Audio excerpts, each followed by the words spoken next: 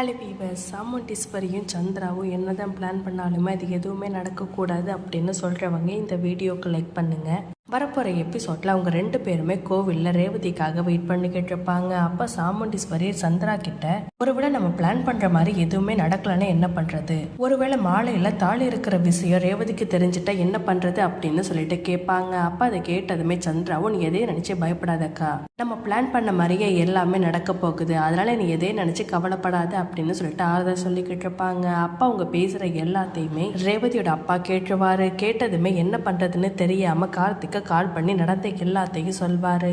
அப்ப கார்த்திக் கிட்ட, இவங்க இந்த மாதிரி பிளான் பண்ணி ரேவதிக்கு கல்யாணம் பண்ணி வைக்க ட்ரை பண்றாங்க, நான் எப்படி இந்த கல்யாணத்தை நிறுத்துறதுன்னு எனக்கே தெரியல, நீங்க தான் ஏதாவது பண்ணணும் அப்படின்னு சொல்லுவாங்க. அப்ப அதை கேட்டதுமே கார்த்திக்கும், நீங்க எதையும் நினைச்சு பயப்படாதீங்க, நான் சொல்ற மாதிரியே நீங்க செஞ்சா போதும், சாமுண்டீஸ்வரியும் சந்திராவும் கவனிக்காத நேரமா பார்த்து அந்த மாலைக்கு பதிலா வேற ஒரு மாலையை மாத்தி வச்சிருங்க, அப்படி மாத்தி வச்சாலே